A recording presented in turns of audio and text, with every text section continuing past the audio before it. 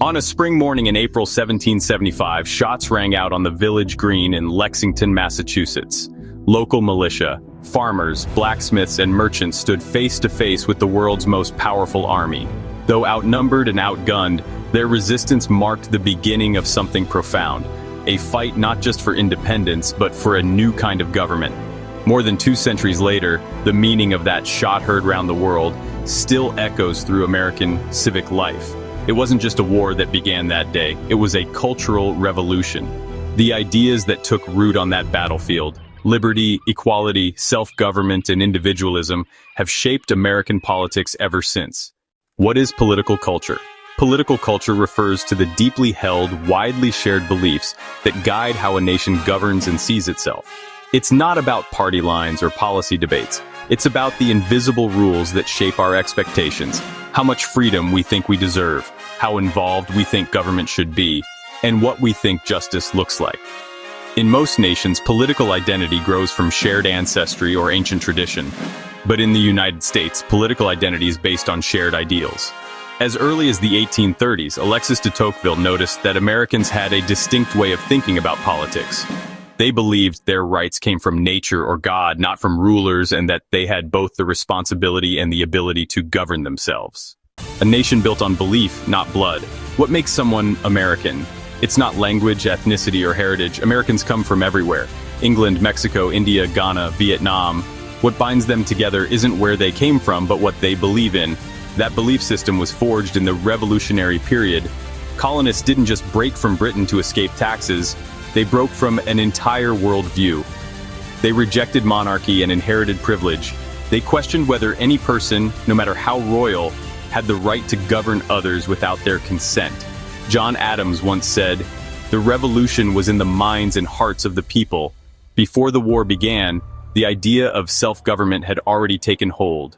The core American values. From that period came 4 defining beliefs: liberty, freedom from arbitrary power, especially government control; equality, the idea that everyone should have the same legal rights and opportunities; self-government, the belief that legitimate power comes from the people; individualism, the conviction that each person is responsible for their own life and choices. These ideals are celebrated every July 4th, taught in every classroom, and echoed by every president. They're not always lived up to, but they are rarely forgotten. When ideals are denied, American history is filled with contradictions. For centuries, Black Americans were enslaved, denied even the most basic rights. Even after emancipation, segregation, and systemic racism persisted. Women were long excluded from political life. Native Americans were displaced. Asian immigrants were banned outright under laws like the Immigration Act of 1924. Often, discrimination was justified by claiming certain groups didn't share the American spirit. But the problem wasn't those groups. It was a failure to extend American ideals to everyone. How ideals drive change.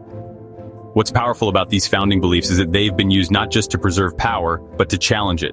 Every major movement for justice in U.S. history has appealed to the country's founding values. Abolitionists argued slavery betrayed liberty. Suffragists demanded equality.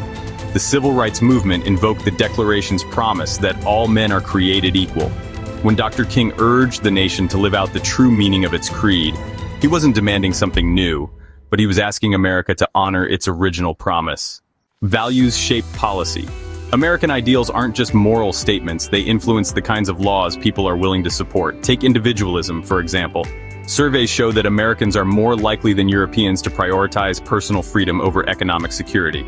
As a result, U.S. social welfare policies tend to be more limited. Government help is often contingent on proving need, and programs are designed to avoid encouraging dependence. On the other hand, Americans strongly support public education, precisely because it aligns with both individualism and equality of opportunity. Schools are seen as the great equalizer, a way for every child to succeed on their own merit, regardless of background. Democracy means conflict. Even shared values can collide. Liberty and equality don't always pull in the same direction. The majority's will can threaten individual rights. One person's freedom can restrict another's. Politics is how these conflicts get worked out. As political scientist Harold Lasswell put it, politics is who gets what, when, and how. When resources are limited or values clash, people turn to the government to decide. Think about abortion. One side sees it as a matter of individual freedom, the other sees it as a defense of life. Both appeal to American values. That's why the debate is so intense, and why it's unlikely to be resolved by logic alone. Power in the political game. At its core, politics is about power. Who has it, who wants it, and how it's used. Laws don't write themselves, policies don't just happen. Behind every change, whether it's school funding, voting rights, or immigration policy, are people and groups fighting to shape the outcome. Democracy doesn't promise perfect results, but it gives people the tools to influence the game if they choose to use them. Why the American creed still matters. The American political culture is a paradox, a set of noble ideals that are constantly in tension and often betrayed, but those same ideals have proven remarkably durable. They've inspired protest, reform, and renewal. They are not guarantees, they are aspirations. To be American is not to be perfect. It is to live in the space between what is and what should be, and to keep striving for the latter. Thanks for watching. If you found this useful, feel free to share or comment with your own thoughts on liberty, equality, and political culture. Democracy is a conversation, and you're part of it. Thanks for watching. Stay stronger, stay smarter, stay informed. Like and subscribe for more information and updates.